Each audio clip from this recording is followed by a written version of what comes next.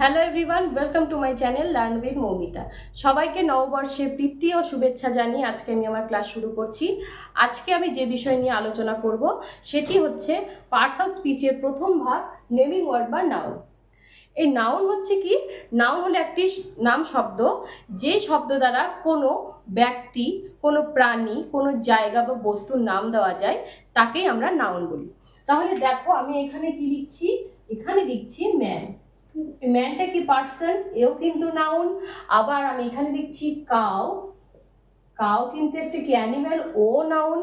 আবার আমি এখানে লিখছি কলকাতা, কলকাতা এটাও কিন্তু একটা নাউন, কিন্তু একটা জায়গা।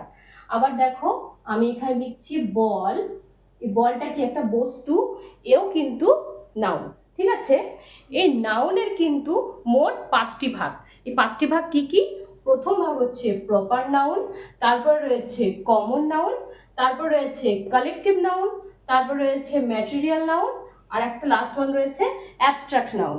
তো আজকে আমরা এই যে প্রপার নাউন আর কমন নাউন সম্পর্কে জানবো। তাহলে এই যে প্রপার নাউন আর কমন নাউন, এই দুটোর মধ্যে কি করে বুঝবো কোনটা কমন নাউন আর কোনটা প্রপার নাউন, তাই তো? তাহলে দেখো আমি এখানে লিখছি কি বয়। এই যে বয়, বয় মানে কি? ছেলে, তাই তো?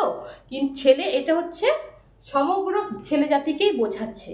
কিন্তু আমি এখানে যদি একটা ছেলের নাম দিই, দেখো রাহুল, এ কি রাহুল কি? ওর একটা কি নির্দিষ্ট নাম রয়েছে, তাই তো? ও একটা ছেলে, কিন্তু ওর একটা যেহেতু নির্দিষ্ট নাম রয়েছে, সেই জন্য কি হয়ে গেল? রাহুল কি হয়ে গেল? প্রপার নাউন হয়ে গেল। এবং তারপরে দেখো আমি লিখছি গার্ল, গার্ল, গার্লে দেখো আমি লিখছি এখানে একটা নাম প্রিয়া। ঠিক তেমনি প্রিয়ারও কি?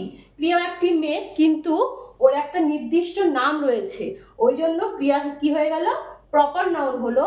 আর প্রিয়া যেহেতু গার্ল, একজন মেয়ে, সেই জন্য কি হলো? ও কমন নাউনে চলে গেল।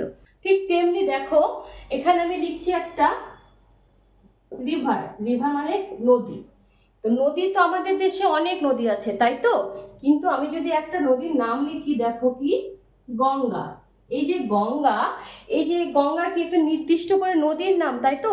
সেই জন্য নদীটার কিন্তু একটা নির্দিষ্ট নাম, এই জন্য গঙ্গা কি হয়ে গেল? প্রপার নাউন হয়ে গেল। আর গঙ্গা একটা কি রিভার, সেই জন্য ও রিভারটা কি হয়ে গেল? কমন নাউনে হয়ে গেল। ঠিক আছে, ঠিক তেমনি দেখো আমি এখানে লিখছি হিল। হিল মানে কি? পাহাড়। পাহাড় তো পাহাড়ও অনেক আছে, কিন্তু এখানে দেখো আমি একটা পাহাড়ের নাম লিখছি মাউন্ট এভারেস্ট।